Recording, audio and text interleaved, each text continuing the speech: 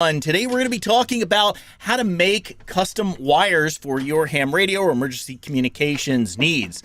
My name is Chris Mattia. My amateur radio call sign is Whiskey 6 Alpha Hotel. I'm joined today by my esteemed colleagues David W0DHG and Scott KM6RFB. Dan NR6V is out on assignment today, and so with that, let's dive right into today's topic. I'm going to quickly jump over to the slides here. There's the title slide for today, and we're going to start off with a WinLink check-in. Dave, if you can pull everybody down.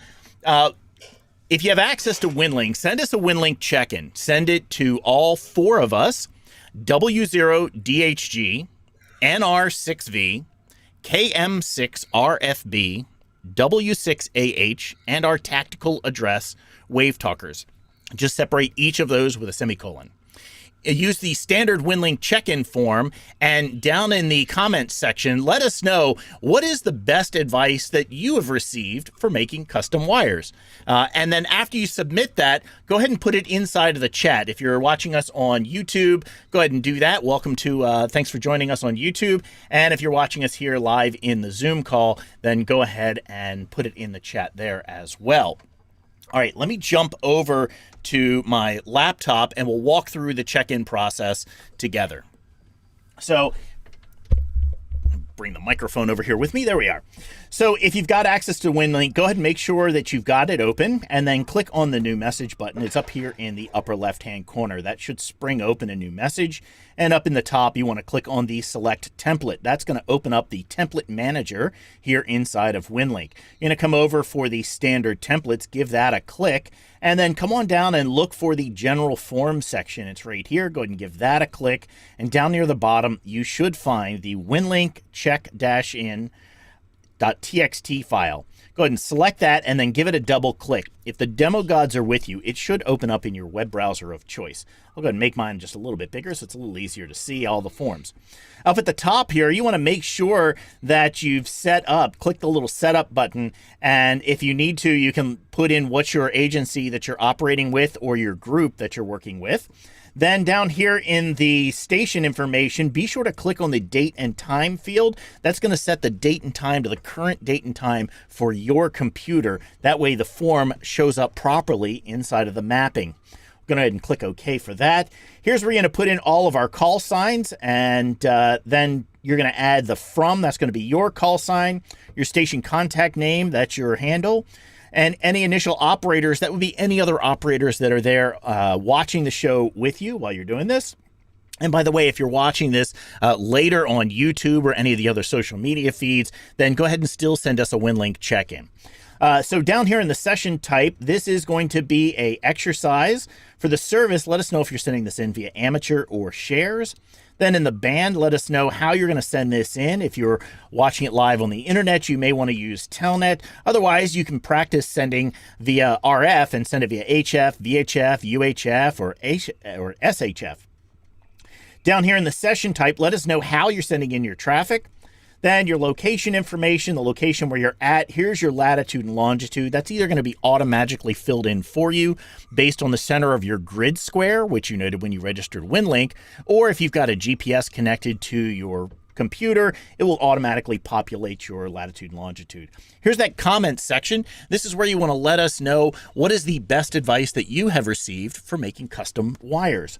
Then go ahead and hit the submit button. You should get a couple little pop-ups here that will, you can just keep saying okay to those. Once your browser window goes blank, then you can go ahead and close your browser window. All of those data should be entered here into your WinLink message. Go ahead and hit the post to outbox button once that shows up.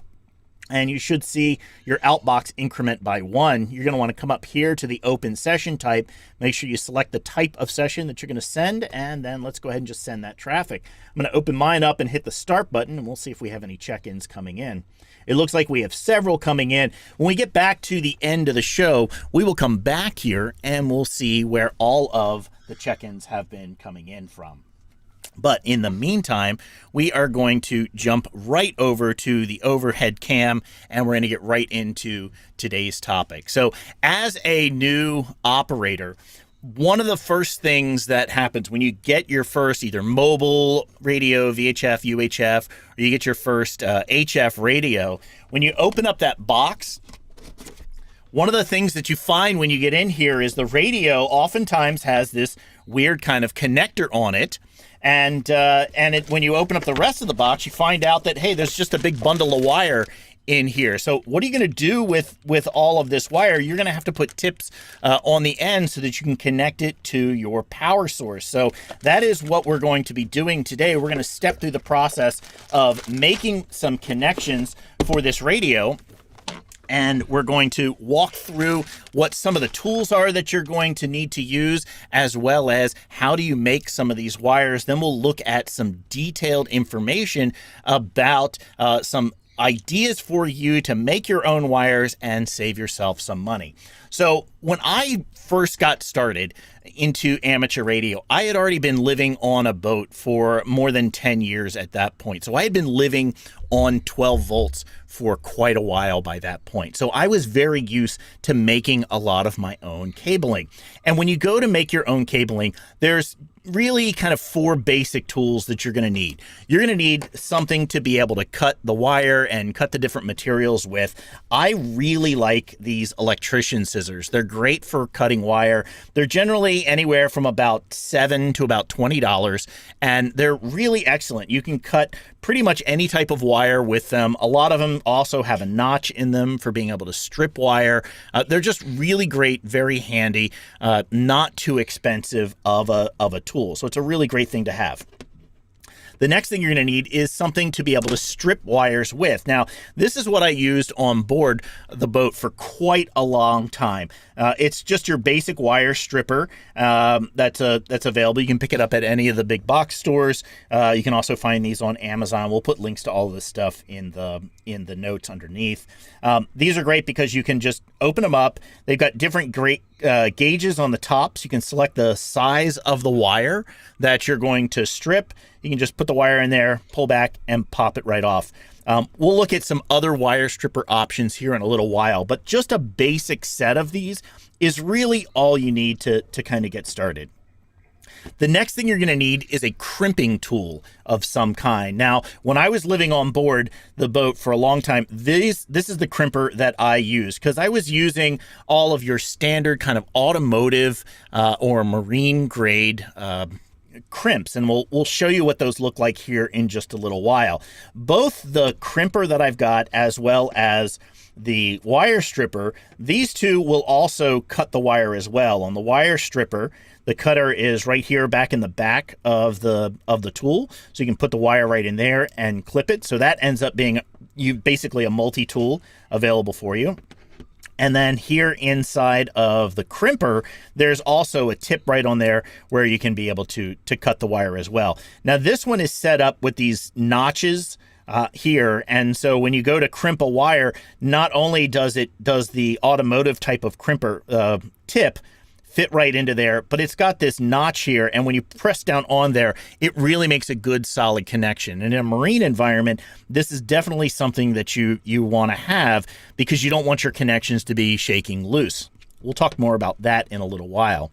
The last tool that I find really essential with all of my wire making is something to shorten up heat shrink. So this is the tool that I use for that. It's just it's a butane lighter inside. So if I pull this off, you can see that inside of here is literally just a lighter, and it's got a fill port. So you can use some butane gas in it. It just slides up into here.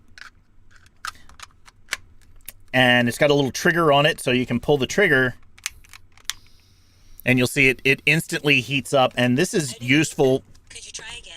And this is useful for being able to shrink up heat shrink. We'll show you that here in just a little while. It has this little baffle on the end of it, and that is just used to reflect the heat back, and we'll walk through how to use that. So this is kind of the basic tools that I used for a very long time. And when I got my first ham radio, I started off with putting these automotive crimps on here. Now, what are those? Now, that's what these look like.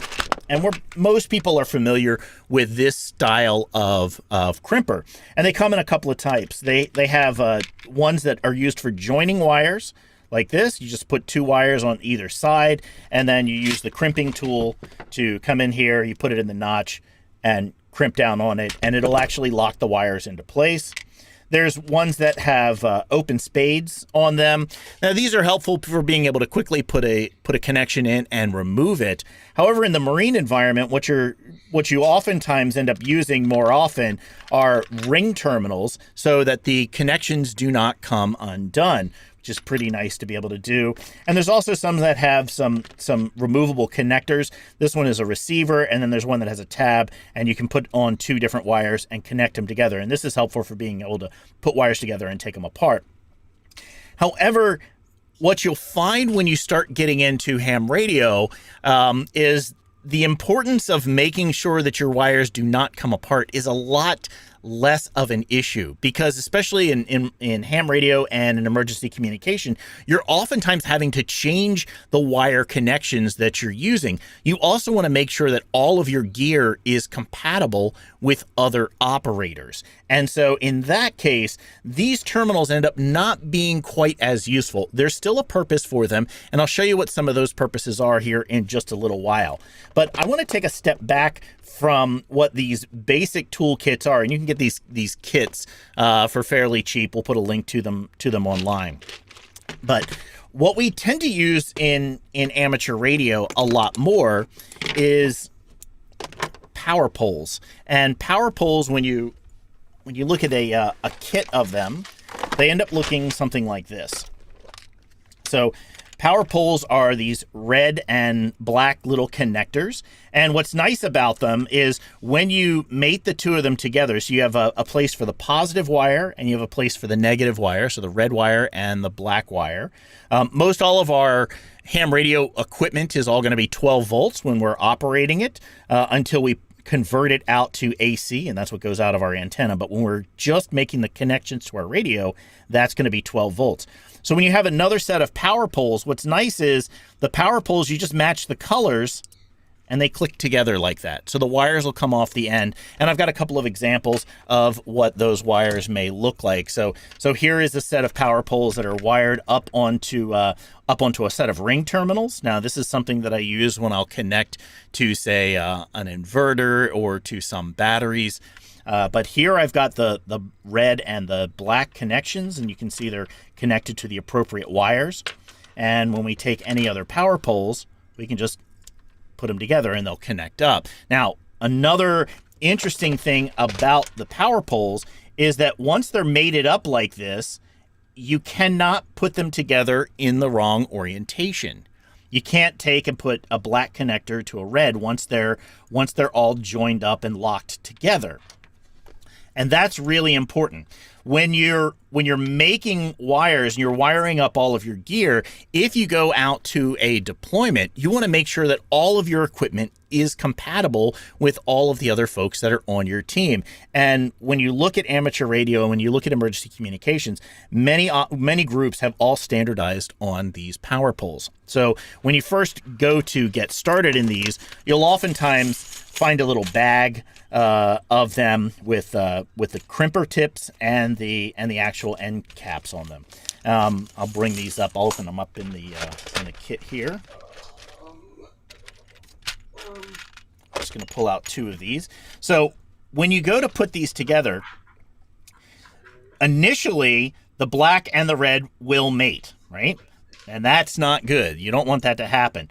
But if you take the 2 of them, and let me zoom in a little bit tighter so you can actually see the ends of them, because it makes this a little bit easier once you're able to see kind of what's going on. So let me zoom way in on this. There we are. Now, as you look at the end of these, you may be able to see that there is a little A that's up on the top of these, and there's an A on the top of this one. And that lets you know the orientation. So if you take the 2 of them and you go the red one, keep it on your right, red right, and the black one on your left, there's little slots in the side of them. And so if you can read the A, you can slot the 2 of these together. Then they are in the correct orientation for being able to be compatible with all of the other Aries operators, with all of the other EmComm, AuxComm operators all over. This is the standard way that they go together. Just make sure that you can read the A facing towards you and then red on the right. All right. So when you mate those together, that is a really helpful way to be able to get started, because we're going to walk through plugging these tips onto a set of wires, and that's the orientation that we need them in. Let me go ahead and zoom back out just a little bit so we can get a little bit better view of what we're going to be doing. There we go. All right. And I was supposed to pull up. I did pull it out. Okay. So the other component to the power pole tips are these connectors. And there's 3 basic sizes that most of us are going to be using. There's a set that are for 15 amps. There's a set that's for 30 amps. And there's a set that's for 45 amps. And really the only real difference in these is the size of the wire that they're going to be connected to. So you can see one of these is really small, the next one's a little bit bigger, and the next one's an open one where we can put a little bit bigger wire. When you look at these in profile, let's come back in a little bit. When you look at these in profile, you can see that there's a little hook that goes over the end of it. And the way you wire these up, when you have the power poles so that you can read the A, you just point them away from you. So you read the A, roll it back, and now you have your tip. You want it so that the hook is facing down, and then that is what is going to go into the back of the power pole connector in order to lock into place. And we'll step through that process here in just a second. Any of these 3 wires have the exact same hook. So all you do is put the hook facing down, read the A, roll it away from you, and then this goes into the back. Same thing on the larger 45 amp one. It's got the little hook here. You just put the wire in so that the hook is facing down, read the A, roll it down, and it clicks in. And you're just going to match up the color of the wire with the color of the tip. So how do you crimp these together? Well, earlier we looked at what that automotive crimper was. That is the kind of common one that many of us use to do all of our automotive sorts of things. When it comes to power poles, though, you really want to have a specialized crimper. Now, this is one called a tri-crimp. There's several different brands that are out there. This is the one that is sold by a company called PowerWorks, and they're kind of the main distributor for a lot of these. There are others that you can get on the market, but you definitely want one that is connected for power poles. In the top of the jaws, you can see there's different notches that are here. This one says 15, this one says 30, and this one says 45. And when you go to make a crimp, you're once again going to take that, look for the notch or look for the bend, the little hook that's going down, and then it's going to just slide into the appropriate slot facing down. And then this crimper is actually a ratcheted crimper. So you just give it a really good squeeze and it locks down really good. And then when you release, it opens it back up and your wire is crimped on.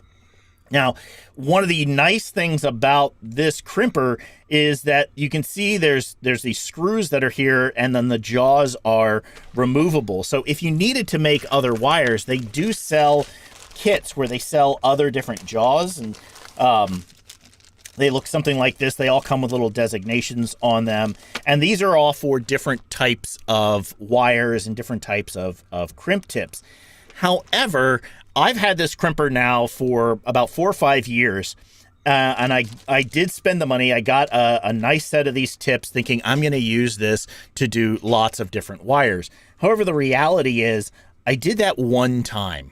I took the screws out and changed over the jaws so I could make a different set of wires using this. And what I found was that over time when you're using it, these tend to deform just a little bit. It gets really hard to align all of the tips that are in here. So Dan had noted that Amazon sells basically a knockoff of the tri-crimp, and the jaws actually fit in the same one, and that one comes a lot cheaper. So more what I'll be going to now is just getting more of the additional crimper handles, and then I'll just put the other jaws in there to be able to use them. I have not really used all of these others. I thought this was going to be something that I was going to do on a regular basis, not something that's ended up being very useful.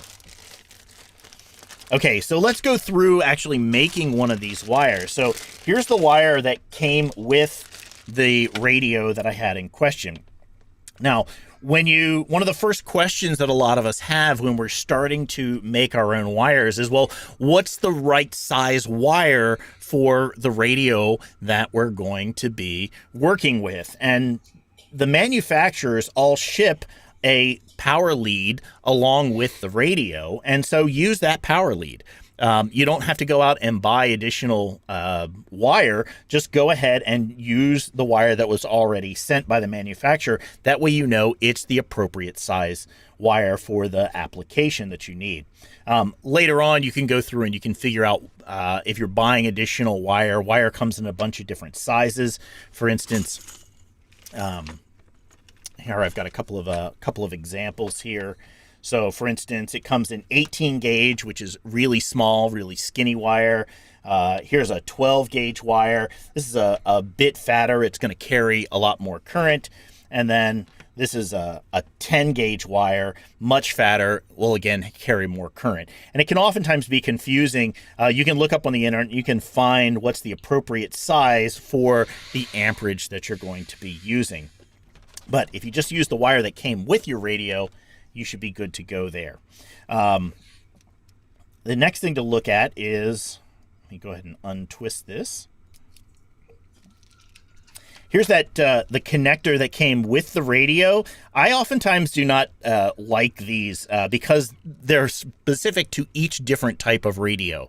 And so I'll make sure that on the back of the radio sometimes there is a specific connector right on the back. And you want to make sure you either leave that one on or you leave leave enough of a lead coming out of the back of it. Let me show you kind of what one that doesn't have a connector looks like. So here's the back of that radio. So what I've done here is I've just gone ahead and I've clipped off the wire just a little bit further and put on some power poles so I can make an adapter. Ultimately, what we're going to be doing, here's another one of my radios that I've got, is we're going to be doing this sort of thing. Where out of the back of the radio, we'll have the initial fuse that's there, and we're going to put on some power poles. And then we'll take the main portion of the wire that's left off, and we'll just crimp power poles on either end of it. That way we have an extension cable that we can use with that radio. It's appropriately sized. It's the same size of wire.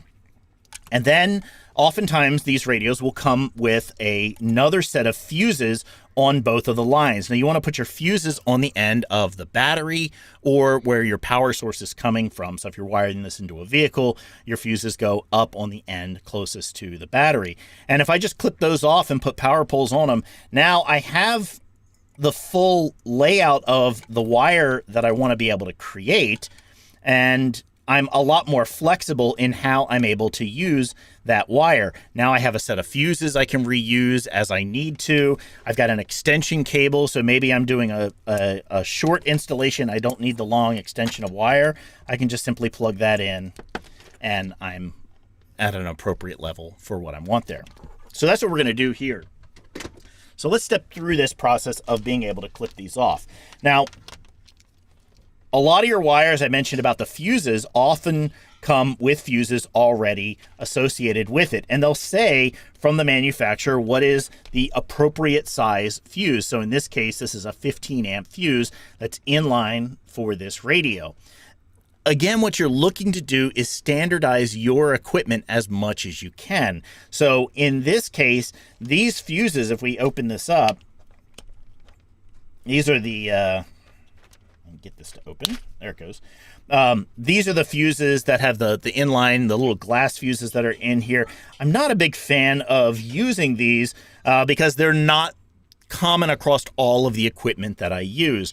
What I tend to prefer using are the automotive fuse style. So what I've done is I've gone ahead and ordered just a pack of these, and these come pre-wired up with leads on them. And then they've got a little attachment port here so that you can put a standard automotive fuse in. And when you buy lots of your different gear, you'll find, for instance, like this is a rig runner, and this is for distributing out your power. It also has the power poles.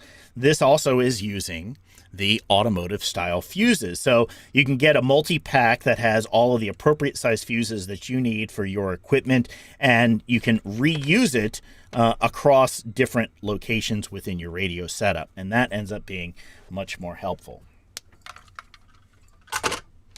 So in this case, I'm just going to head and we're just going to make a set of leads here. I'm going to go ahead and just trim these guys off. So I'm going to just clip these off. So I'm going to just use my electrician scissors and I'll cut those wires right there. I'm going to get rid of this stuff for right now.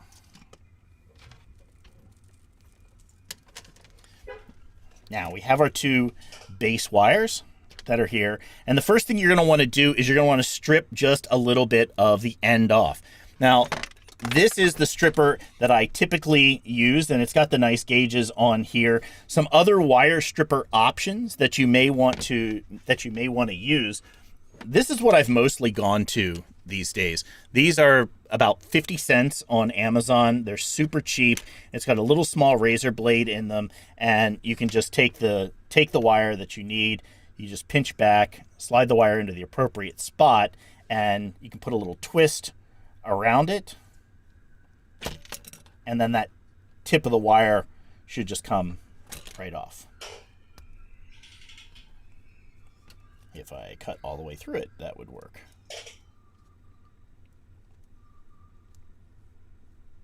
There we go. So there we have the bare lead that's on there. Another type of wire stripper, you can get fancy, and you get these ones that have all the fancy gears, and it's got the ratcheting action. I'm not actually a big fan of these. They do make a clean strip, but you've got to make all kinds of adjustments. If you're doing a whole lot of wires, then something like this makes sense. But for just getting started, this is really overkill for what you're going to need. These are still kind of my favorite ones because you can just size the wire for what you're looking for. So this is about a 12 gauge wire. The question of how much do you strip off? You find the crimper or the tip that you're looking for. I lay these next to here, put my fingernail right next to it so I know that's how much I'm looking for. You just put the wire stripper in, you give it a little crimp, and just pull that lead off. And that's good. I like to give it a little twist to make sure everything's set up there. Now, what you're going to do is, again, we're going to do this so that the tip is going away from us. So I'm just going to take the appropriate size tip, slide the wires right inside so that they all go in. Of course, I got one that poked out. I'll just nip that one off.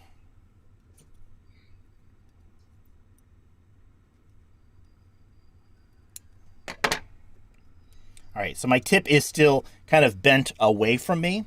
I'm going to use the tri-crimp. So this is one of the 30 amp tips, which is the appropriate size for this one. So I've got my notch there. And what I'm going to do is I'm just going to put the tip so that it goes right down inside of there. I'm just going to pull straight down and give it a squeeze. And that tip is now on there. Now, a lot of people may think, well, can I just use a pair of pliers to be able to squeeze that, crimp it down, use one of the other type of crimpers that I have? What's nice about these tri-crimps that are designed specifically for the power poles is that they create a really nice tight connection, and they pull all the wires in. If you look right in the tip, you should start to just see the little tips of the wires just kind of poking through. And everything is nice and tight and looks good there. Now, in order to insert this, again, you're going to make it so that you can see the A kind of pointed at you. You take the wire, you tilt it away from you with the hook facing down. You just push this into the back and give it a little push. and you should hear it and feel it click into place. And that black lead is now connected. Let me go ahead and wire up the positive lead on this one. I gotta get the other tip out, so we can do one more.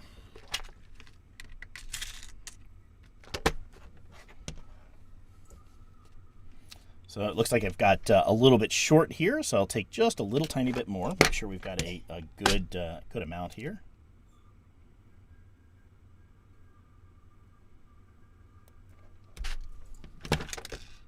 Again, give it a nice little twist. All right, the wire's pointing away from you. The hook is pointing down and away.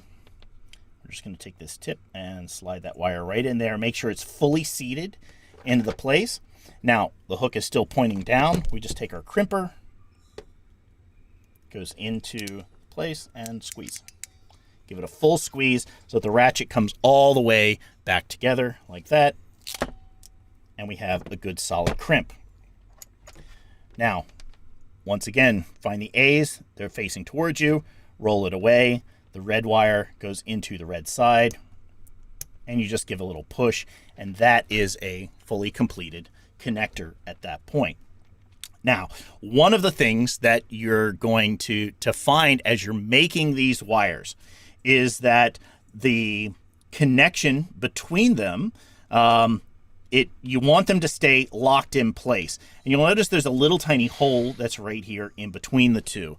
Inside of your wire kits, you'll oftentimes get a little bag, and it will have these little round pins. The round pins can be used to be seated down inside of that hole. And when you put one down in there, what it'll do is it'll lock those two into position, and so that they can't slip and slide out of the way. This makes a nice solid connection that's in here. They oftentimes will come with these little connector pins as well, and those are used if you take two power poles and you need to make a more permanent joint between them. You just click those two into place, and then you use these to go in the holes that are in between those two. You just slide it down into the hole, push down, and it locks those two, and so it makes a positive joint for those cables.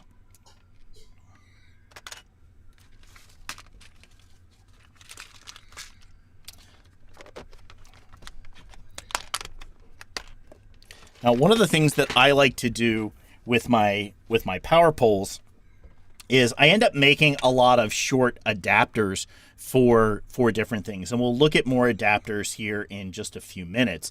But I'm going to do the other side of these, and I'm just going to make a short, just a short little extension cable here so that we can see that as a brief little example. So at this point, I'm just going to go ahead and cut the other side of these leads. And then I'm going to go ahead and I'm going to wire this other side up. David, do you want to walk through any of the tools that you have while I'm wiring this second side up?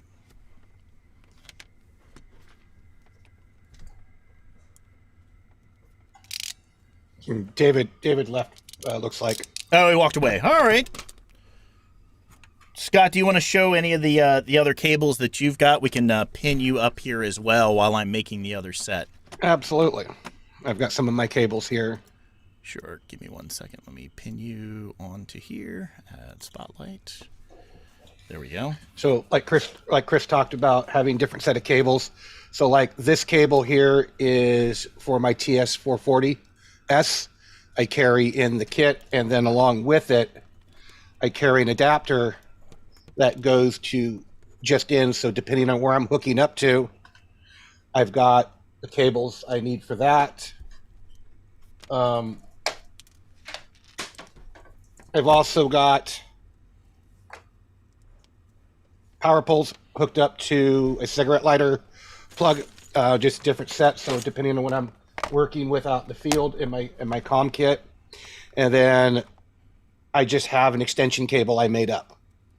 So if I need to make a longer run to a power supply or to a power source, and then I've also got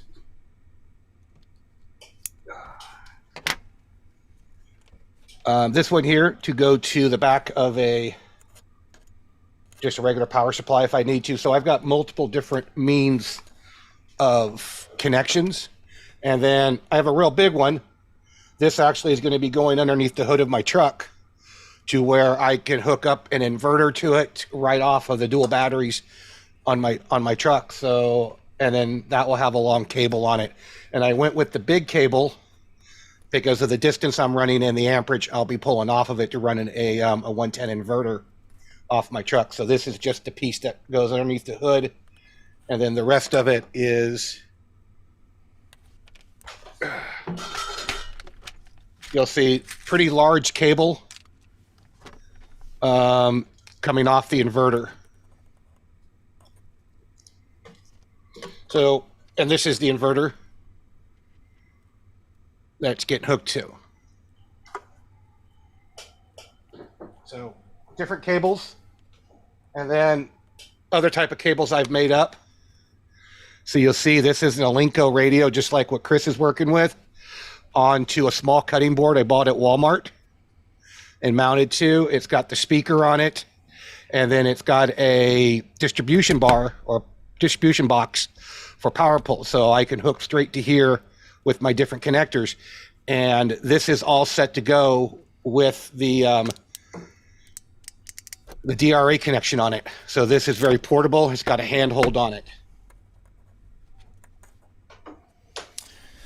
So as Scott's kind of going through these, one of the things that if you've looked over here that I've been adding, I added 2 little pieces of heat shrink onto here. I'm going to cut back to what those are. We'll go back into what those are here in just a second. Let me pull Scott down for a second so we can get a little bit tighter view here. So I put 2 little short pieces of heat shrink on here. I'll show you how those, what those are here in just a second. And then as I'm wiring these up, again, red right, keep the red on the right side. The hook is going down. Now that I've got 2 of them together, I'm gonna make sure that that's lined up, and I'm gonna put the black tip on here as well. Make sure that's in there. I'm just gonna pull this one off to the side. One of the tricks to making power poles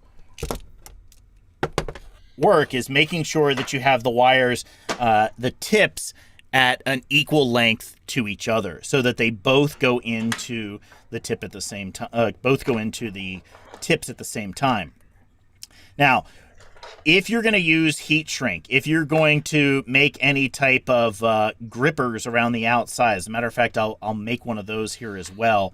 You want to do that before you put the power pole ends on, before you put the little plastic ends on, because you won't be able to get the heat shrink over the wires if you don't do that beforehand. So, hey Chris, I have them already made up on some cables with the heat shrink. You want me to show them? I'll show them in a second. So heat shrink is one of the other keys to being able to do this. I used this extensively when I lived on board, and this is some really nice material. There's 2 basic types. There's the kind of generic one that you can get at a lot of electronics stores, and this is really thin stuff. It comes in multiple colors. It works pretty well. There's also a marine grade one, and usually if you look on the side, you'll see it says marine grade on it. And the difference in the marine grade from the non-marine grade is the marine grade oftentimes has a glue inside of the heat shrink tubing. So when you do shrink that down around the wire, it'll make a watertight seal around it. And so I tend to use this on anything that might be outside. Now, power poles are not watertight at all. They're not meant to be. But I do like to try and keep any water out of the connectors as much as I can. So I'll use this around the outside of the wire. So if I'm making a wire where I've got 2 wires that are not joined already, I'll put little pieces of heat shrink on the back side of the connectors to really kind of join the wires together right at that point to make a little bit stronger connection. The other thing I'll do is they sell little boots that will slide over top of the power pole connectors, and they're nice. They're properly formed for the connectors themselves. However, I tend to just make my own, so you just use a little piece of heat shrink. I measure the distance just back from the back curves of here, come down just a little bit further, and cut off the tubing. And then this stuff will slide over the end. So we'll heat shrink this down over the end when we're all finished. All right, so, and I've got a variety of different colors that I use. I use this for joining wires, labeling wires as well. I have some in here that is the marine grade stuff. I also have some clear heat shrink tubing. This is really nice if you want to label your wires. You can cut a little short piece of this, slide it down over top of your wires, and then before you shrink it down with a little bit of heat, you can slide in a little label in here, and so it makes it very easy to tell what exactly this particular wire is that you've made up. I'll go ahead and pull that one off. Move the heat shrink out of the way. Inside of my heat shrink kit, I keep a lighter just in case I need to use a lighter to be able to shrink these down. And it's pretty straightforward to be able to do. You can just light the lighter and you just kind of wave it around. And what'll happen is that heat shrink will kind of get softened up and it will shrink down around. But as you see, what you end up doing is oftentimes blackening the wires, end up making not as nice of a connection that's in here. It does work and it'll get you by, so it's worth having inside of your kit. Let me put the tips on this on the other side, and then I'll shrink down this using the heat shrink tool that I use. So again, make sure you have the little hooks going away from you. You're going to take your other tip, make it so that you can see the A, roll it away, red on the right, and then you're just going to push the two in simultaneously until they click. Now, they do make a little tool that you can use to be able to push these in from the back. One of the things that I've found, I have one of the tools, and it is nice, but I have just a really simple little tool here. It's just got a simple tip on it, and you're able to grab the back of the PowerPoint and just push if you're having trouble getting it to go in. The nice thing about the tool that PowerPole sells is the Anderson PowerPole sells is that you can actually release these and pull these back out. But that's kind of not necessary, I found, either. All right, so I'm going to just take this heat shrink. I'm going to push it right up to the back side of these wires to make a nice firm connection in there. And then I'm going to use my heat shrink gun and just simply heat that up. And it does a nice job of just melting the wire, melting the heat shrink, tightening it down right on top of those. And so now we have a nice connection between those two. With this being marine grade, it's actually got a little bit of glue, so it's holding the two wires together, and it's holding the two pieces here in the same location. So that ends up being a really nice connection. Let me go ahead and put this tip here on. The way that you do that is you just slide this over. Make sure that it's back far enough so that it's not interfering with the little bends in here. And then you can shrink this down. I'm going to take the heat hook off and go ahead and just shrink this one down on here as well. Now, heat shrink comes in various different sizes. So you can get the tubing, and we'll put some links online to ones that shrink down at various different rates. So it will make your wires so that they will all shrink right up to the right size. Now, why do something like this? Well, once this finally does shrink down a little bit more,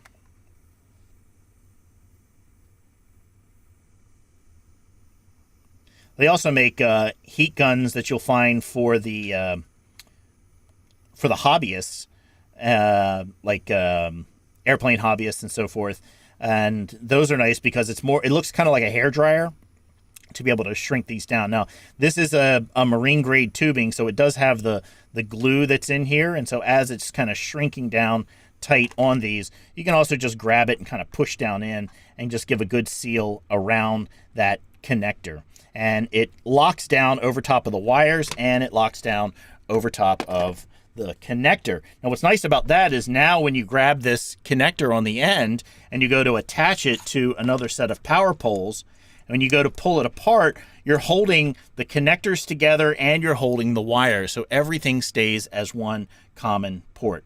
So we'd spend a little bit more time shrinking that down and getting that all nice and neat. But that's how you make a simple set of wires. Now, what you want to do is you always want to test whether or not you've got your connection between the two different sides. And for doing that, the basic tool that you're going to want to use is a multimeter.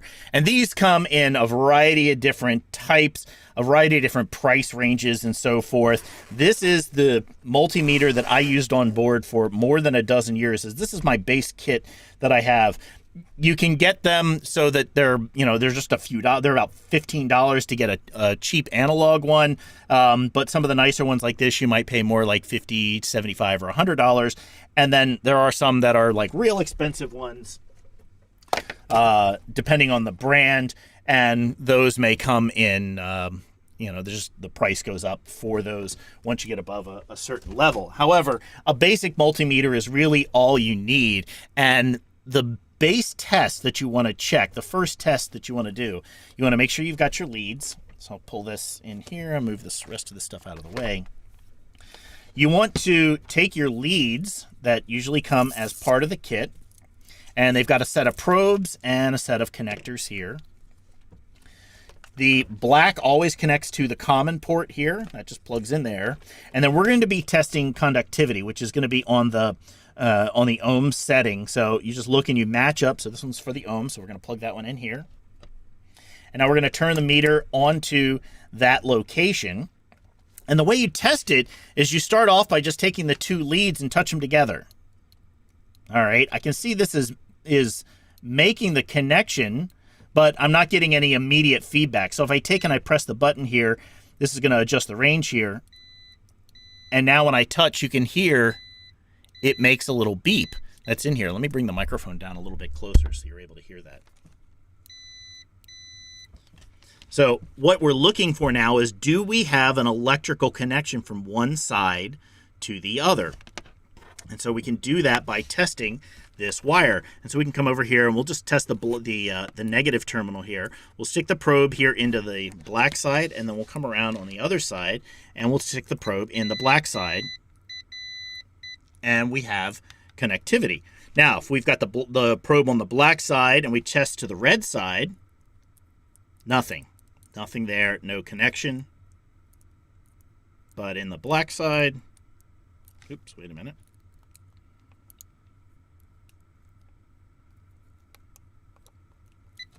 There it goes. There it is there, and not in the red. So in the black, great. Let's test the red wire. Red to red, got a good connection. Red to black, not connection. So this is a good wire as far as the connectivity that's set up in here. And that's just a simple way to be able to test this. Just put it on the ohm setting, make sure your leads are in the right place, and then you're looking for connectivity. And you always just want to test, put those two leads together, and you should see that you've got the connection between the two. That's the most simple, most basic test. And that's kind of the basics of being able to create one of these basic wires that's in here using power poles. Now, what can you do with these power poles? And the reason that you want to do a little bit of investment, get a good crimper, get a decent wire stripper, get a nice pair of electrician scissors to be able to cut your wire. You can use the tool that's in here as well to be able to do that. And then I really like having some kind of a tool for being able to work with heat shrink. So what can you do with this? So let's look at a couple of examples. First, you can make extension cables that are just a longer lead so you can run power for a longer distance. And I have lots of these. I just make lots of these extension cables.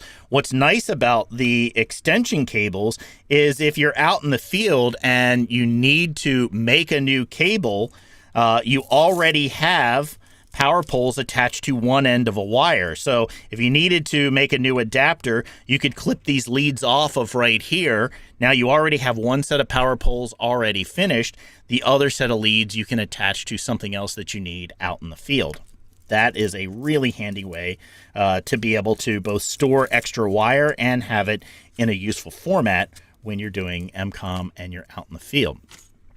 A lot of our batteries that we use in ham radio come with power poles already attached to them. This one's by Bioenno. It's just a small battery. This is what I use with my 705. Here's one of those pre-made boots that I was talking about earlier. This is going on there, and so it allows you to grip the power poles and just make a connection if need be. And notice it just locks into place. It's ready to go. You can also find that a lot of these batteries also will come with a barrel connection on them.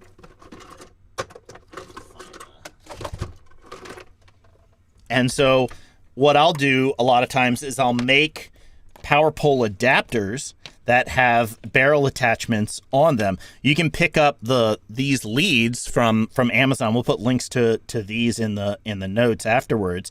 And so you can get the receiver side and the other side here. And now you can just plug that in, and look, now we've got two power pole adapters off of this battery. We could plug two different devices at the same time, charging or so forth.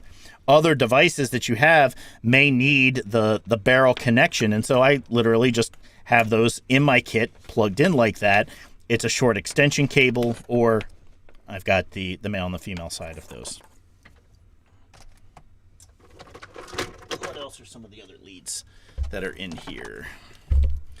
A lot of us in our vehicles have 12-volt connections. These used to be called cigarette lighter adapters. Where's the other end of that? Somewhere around here. But you can pick up these connections, the little the plugs. You can pick these up for fairly cheap. If you wanted to buy this adapter online, it would be fairly expensive to be able to buy that. But these are actually pretty easy to be able to make yourself. The back screws off, and there's two little connections that are on the back, one to the center or the negative conductor, and one to the outside, which is the negative conductor, one to the center, which is the positive conductor. And you've got the connection inside of here, and now you can just wire on some power poles onto that. Test and make sure. You can use your multimeter. You can just touch inside to the center conductor, touch the other side of the wire, make sure you've got the right wire that you're going to want to crimp so you get the sides, the colors all right, so it makes it easier. And now you can, if you've got connections that use the 12-volt plug, you can now use all of those adapters with all of your batteries for your amateur radio gear, because you can just connect from power pole and you can adapt to another 12-volt system. Some of the other ones. This is one that I use fairly often. This is power poles to just alligator clips. And so that's if I need to connect onto a bare post. Maybe I've got a battery I just need to be able to connect to. I have these in various different sizes also. So here's a set that just have larger leads on them. So if I need to attach onto, say, a car battery that does not have any attachments on it, we use these when we're out in the field pretty often. If we're trying to power a radio, you can just click into an existing battery and then convert it into power poles and use it for all of the rest of your gear there as well.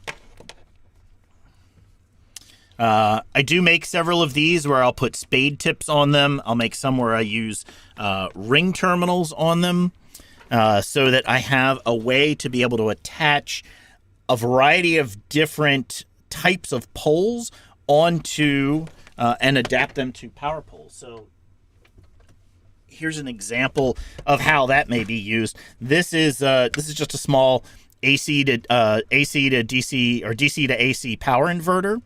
And so on the back of the unit, I just make ring terminals that I can attach onto the back of the poles of the device, and then convert that over to power poles. Now I can plug this into my 12-volt battery, and I'm able to plug in and convert that into AC power. really simple to be able to do that. When I do get a lot of different equipment, so this came from a battery charger that'll charge 12-volt lead acid batteries.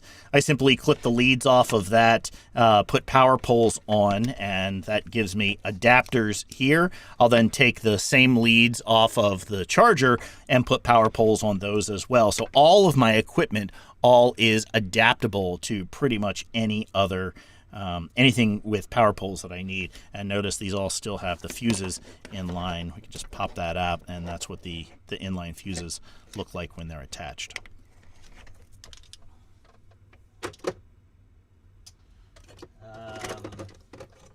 There's one more thing that I wanted to show here with the power poles itself. Thus far, we've been looking at this standard size power pole. So these are what are considered the up to 45 amp power poles. And so the tips on them, regardless of the size of the connector on there, the actual plastic tips on there are compatible from 15 up to 45 amps. And that will power most all of our amateur radio gear that we have. But what you will find is as you start getting into some of the larger battery sizes, so say you get up to a 20 amp hour or a 30 amp hour battery, a lot of those will have this other power pole connector. And so this power pole connector is good up to 50 amps. And it has a mating one that looks just like it.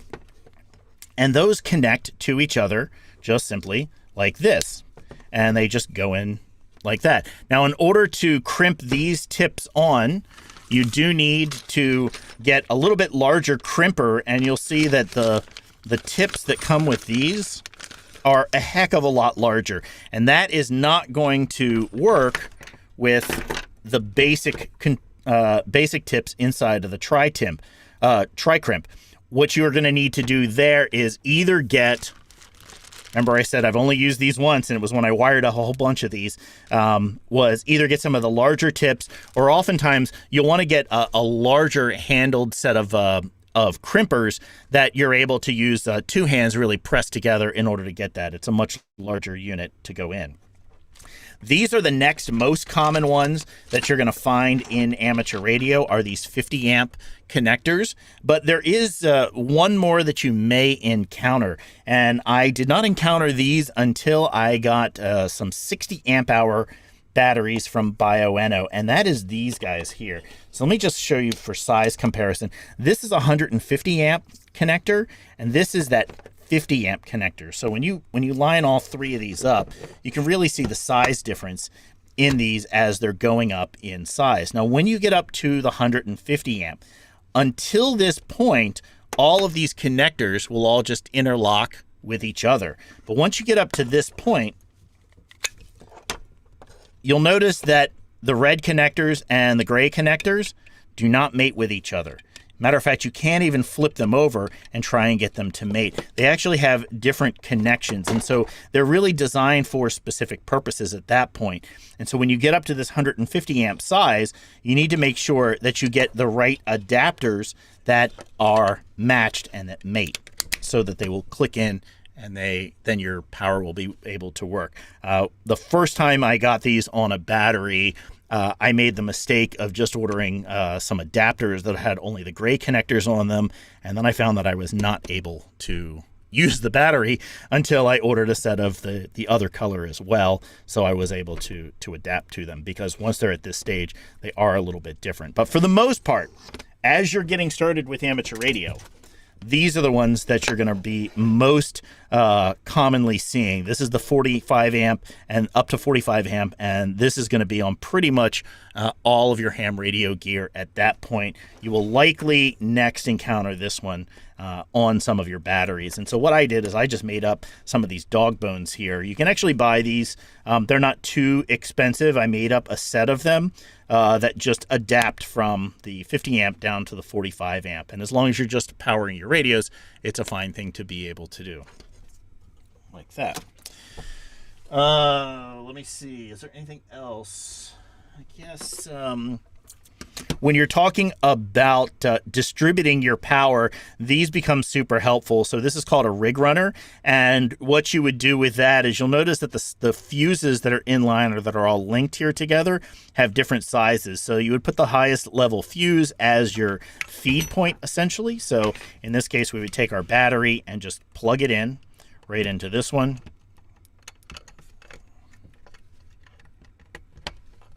And so the rig runner will distribute this power from the battery to all of these different ports. And at that point, you can then find the additional connections that you need by simply taking the other devices that you need, find the appropriate size fuse, and then you just plug those in right into there. And now you've got a 12 volt as well as additional ports that are here for you to be able to use. It's really, really helpful. I take all of my radios and I make the adapters for them. So this is the wire that came with my EmComm 705. Now this is one that I did not clip the fuses off, and I just left them the way that they were. And I did install a big ferrite right here at the end, but I did convert it over to power poles so that I can power that radio. One of the nice things about the Microsoft Surface that you've seen me use quite a few times, you can get these 12 volt adapters for powering the Microsoft Surface, and it has the Microsoft Surface power connector, this custom thing that goes into the side of it. And when you push the power button here, that will convert this line up to the appropriate power range for the Surface. And so I just made, again, one of these little 12 volt socket connectors. I can plug that in, plug that into my rig runner, push the button, and when you push the button on that, it lights it up and lets you know that, hey, I've got power going here and I can power my Microsoft Surface off of my battery. So it really makes it so that all of your gear starts being compatible when you go out into the field. How are we doing time-wise? We're right up at the end of the hour. Dave, are you back? David's back. David's back. Hey, you want to show some of the things that you've got there? Yeah, absolutely, absolutely. Let me turn the volume up here a little bit, and let's pin up. I'm gonna pin you first. Pin up the other cam. You want the other cam up? Yeah, pin up the other cam because it's looking at Copy. it isn't going to be any fun for anybody. It's all about the tools and the other stuff. So there you go. Here we go. Okay, so say later here.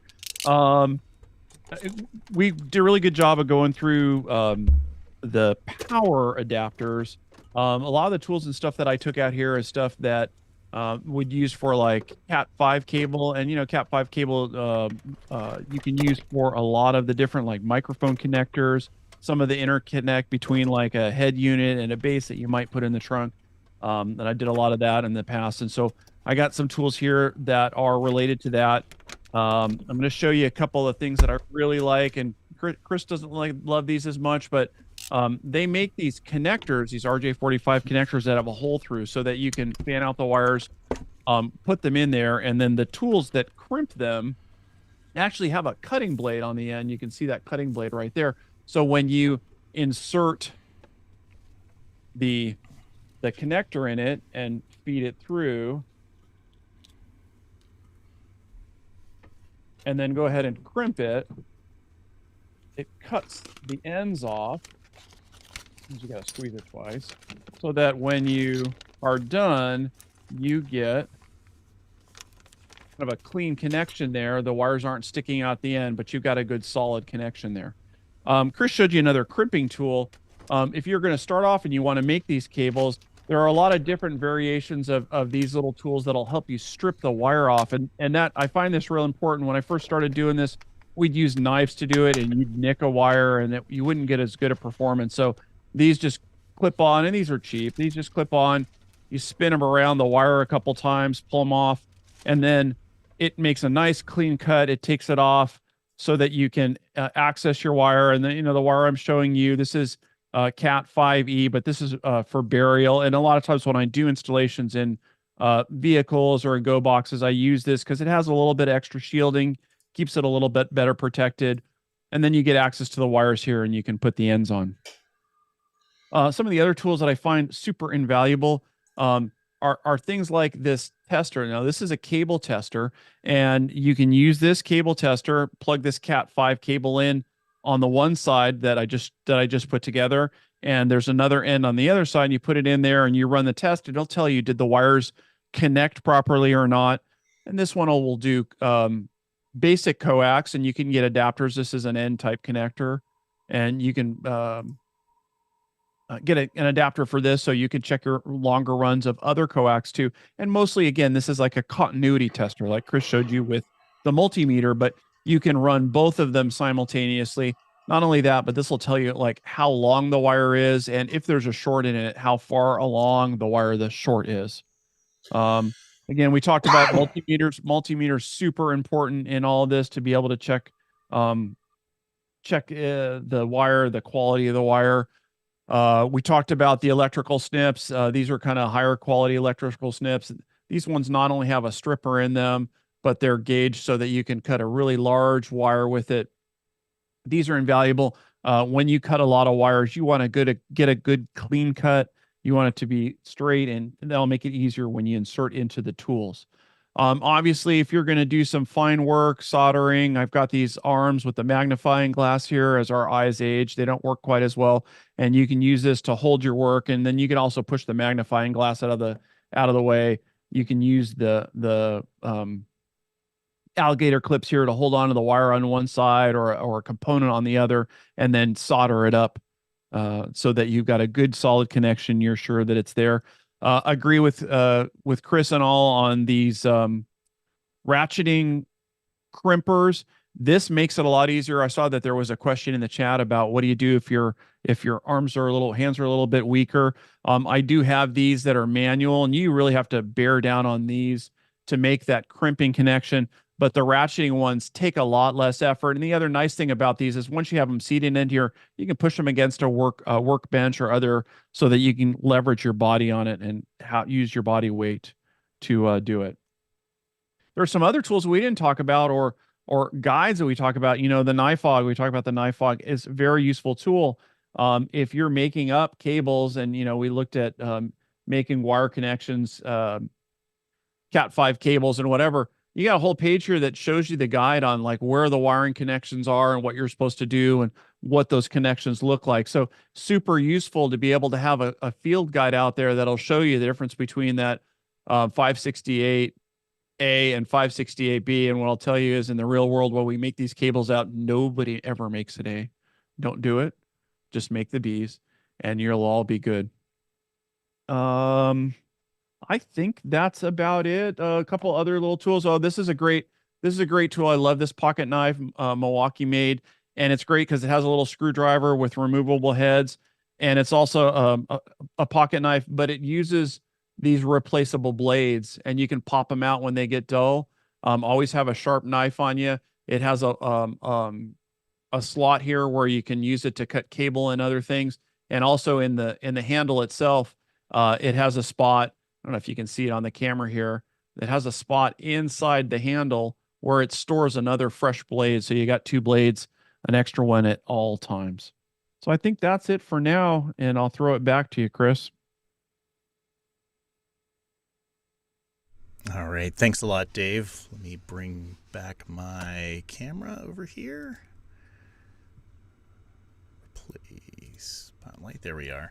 A couple of other bits and pieces that I had. One of the things that's really helpful, you'll notice that a lot of my cables all had that nice orange tape on them.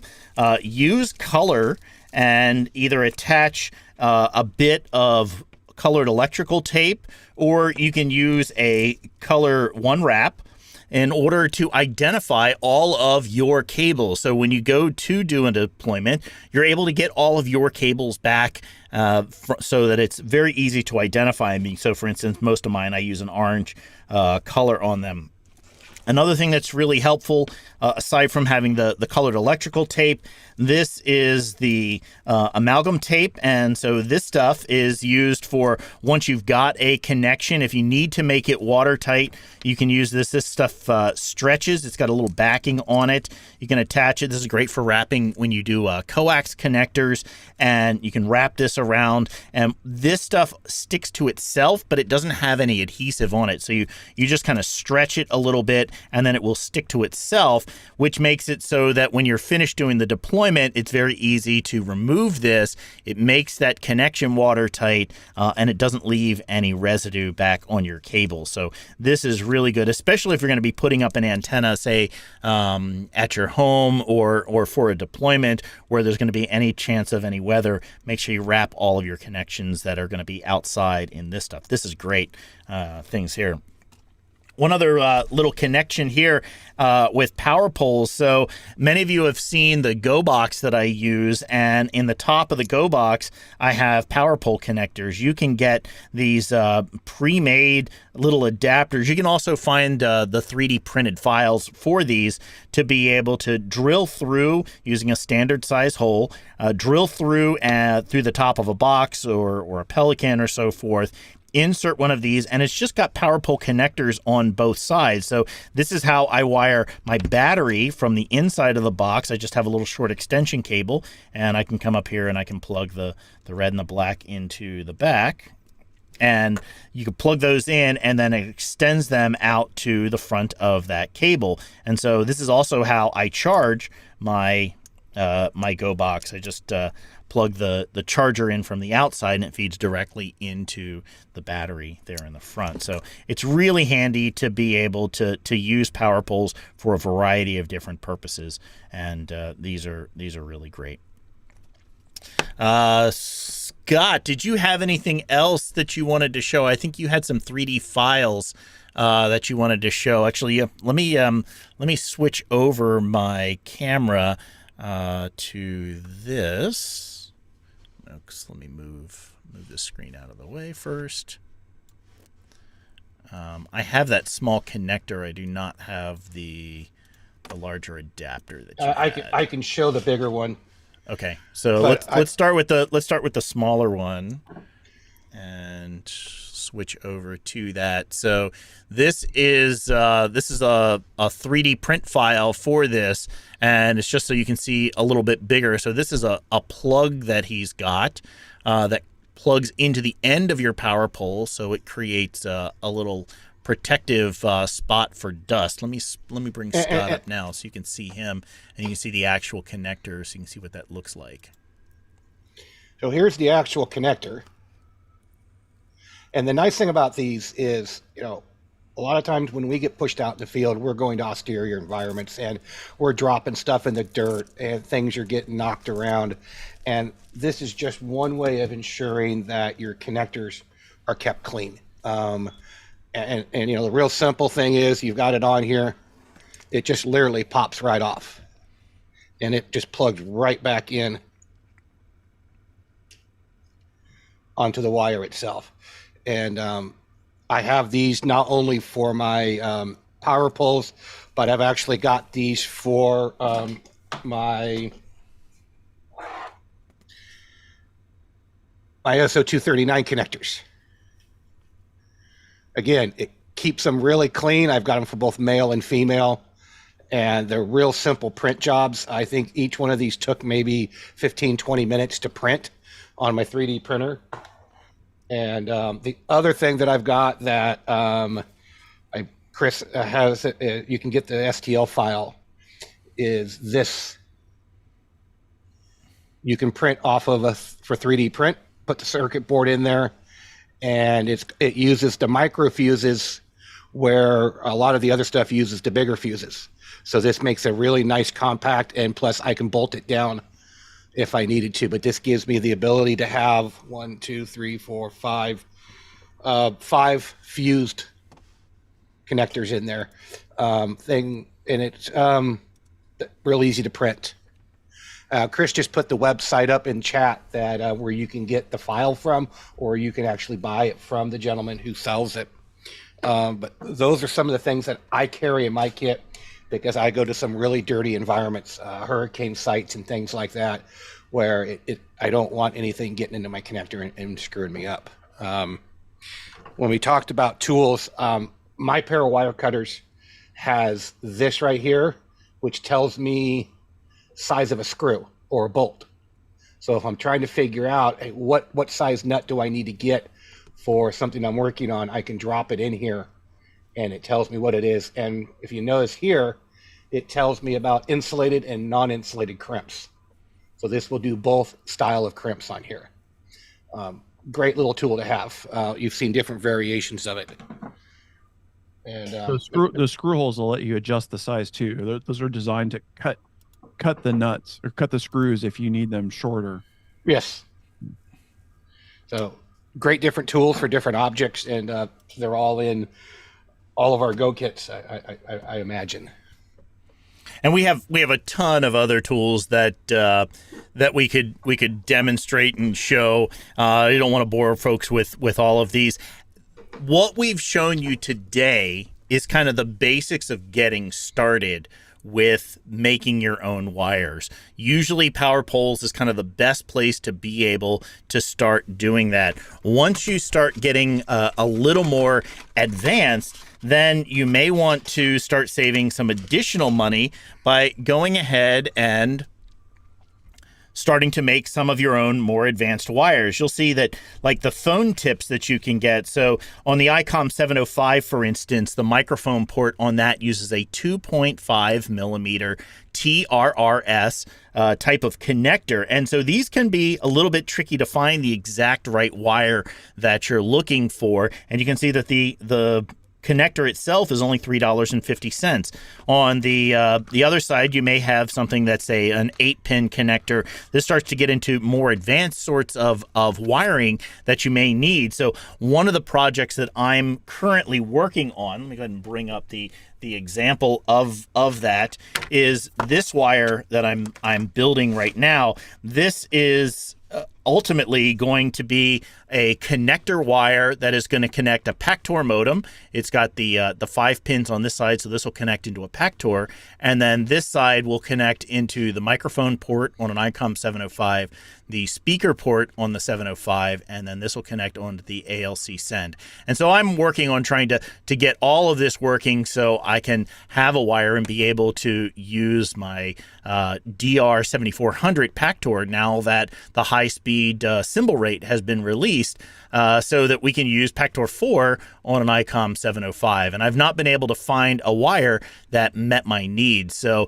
this is the current project that I'm working on. And when you, in order to get to something like this, you really want to start off by building things like power poles, getting used to working with other sorts of wires, being able to build yourself up to the level where you're able to create your own equipment as you need fit, as you see fit. So that's kind of the overall that we've done there. I'm going to switch over to the walk-up here real quick, and we're going to take a quick look to see if there are any more check-ins that have come in. If you have not had a chance to send in your WinLink check-in, go ahead and do so now. I have been checking throughout the show to make sure that we've gotten them all, but I'll do another quick check here to see if any more have come in. It looks like we've got a few more here that are coming in, and we'll let those download.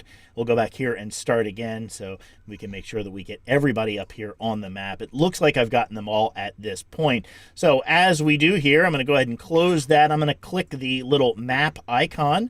I'm going to come up here to select from messages. I'm going to click the little drop down and come down here looking at the WinLink check-in check-in V5. That's the current version of the WinLink check-in form. I'm going to hit the display map icon, and let's check our filters. Let's make sure that we're only looking at any check-ins that have come in the past 24 hours. It looks like we are, so I'll go ahead and hit save. I'm going to blow that out to zoom out. Let me blow that out to full screen first.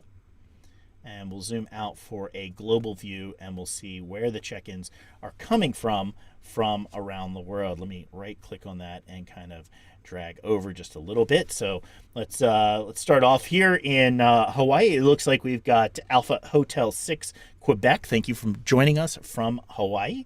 And down here in New Zealand, we've got Terry Z01HOG. Here in Australia, Victor Kilo 2 Sierra Kilo Yankee. Thanks a lot for joining us there from Australia. And let's come up here. It looks like we've got Franz in Austria. We have Roland in Germany. Golf Zero Tango Radio Tango joining us from the UK. Here we've got Sierra Mike 7 Yankee Tango November joining us from there in Northern Europe. Excellent. Let's zoom into North America and see what we've got there. We'll just zoom in a few times. Now, in order to pan this map, you got to right-click and drag. So right-click, drag in order to zoom around. We'll start up here in Canada. We got Victor Echo 3 Yankee X-Ray joining us from up there. We'll go ahead and zoom down here over top of all of these stations that are coming in across North America. Looks like we've got Rory joining us here. There's Lloyd.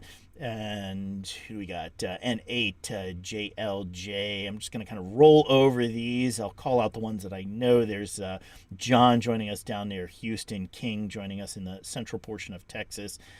Kilo Golf 5. Echo Uniform X-Ray. I've not seen that call sign before. Thank you very much for joining us. Station here in Kansas, here in the middle.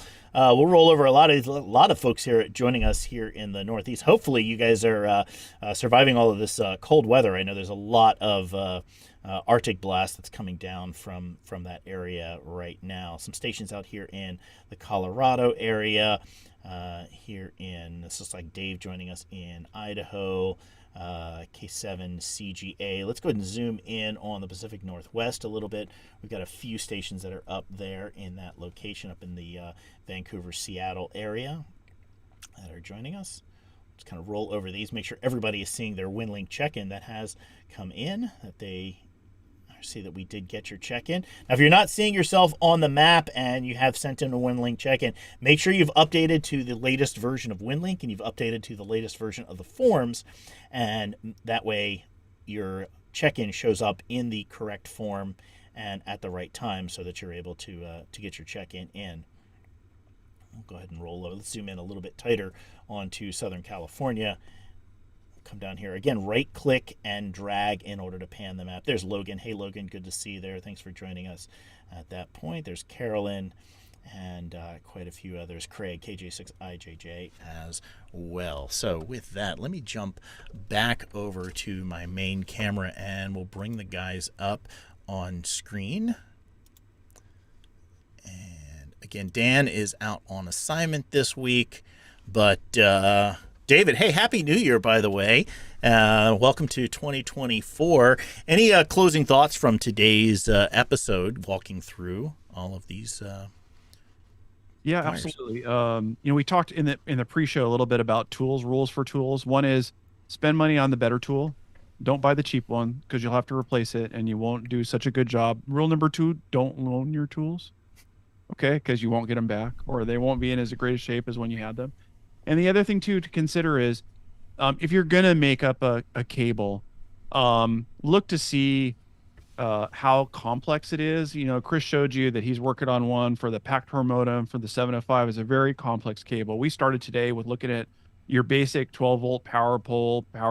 Those are easy. They're very basic. The Cat5 stuff I showed you is a little bit more advanced than that.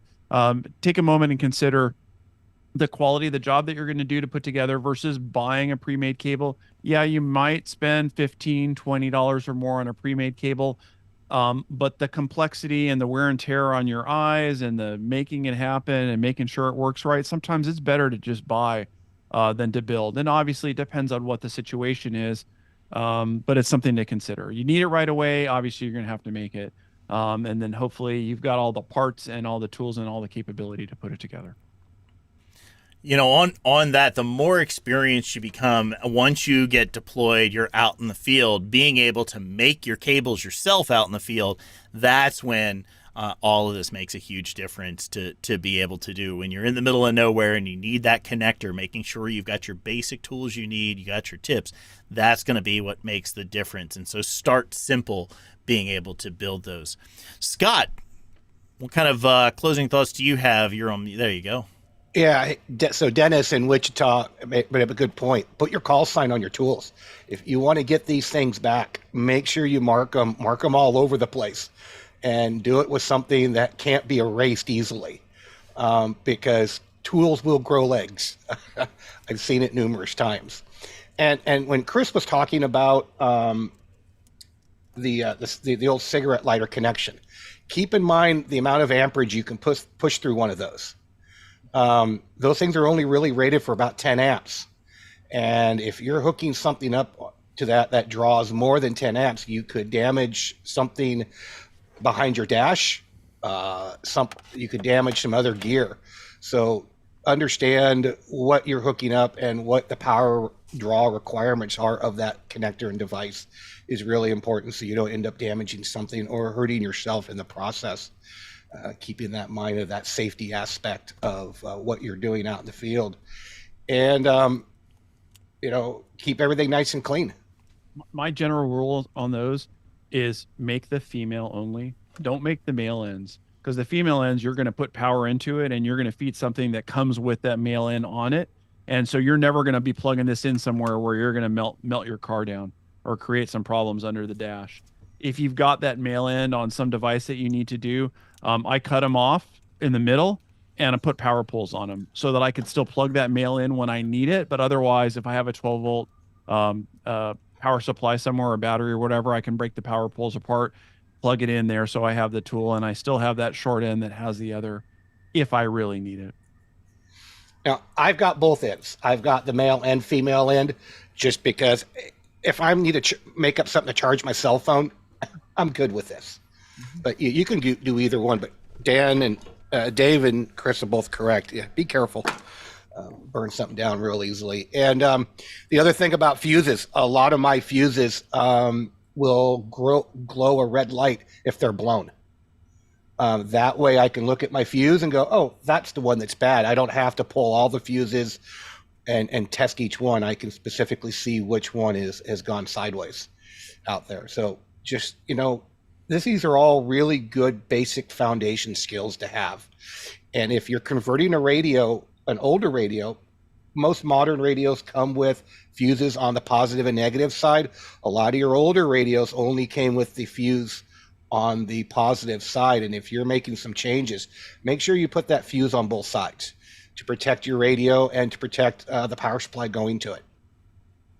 Excellent. Thanks a lot. Hey, if you find the information that we're putting out there helpful, be sure to like the video, leave us a comment here on YouTube. Let us know what kind of cabling that you're making and what kind of challenges that you've run into. If you really find the information helpful, then consider going on to WaveTalkers.com. Use that Buy Us a Coffee link. We just got in our 2023 supporter stickers. They look like this. We're going to be sending those out to all the folks who have bought us a coffee in 2023 or up until the end of this month. So if you'd like one of the stickers, be sure to go on to our WaveTalkers website, use the Buy Us a Coffee link, and we've got a form that will be linked off of there so that you can give us your address so we can send one of those out to you. And with that, we'll say thanks a lot for joining us again this week, and we will see you again next week. This is Chris Mattia, W6AH. Thanks a lot, everybody. See you.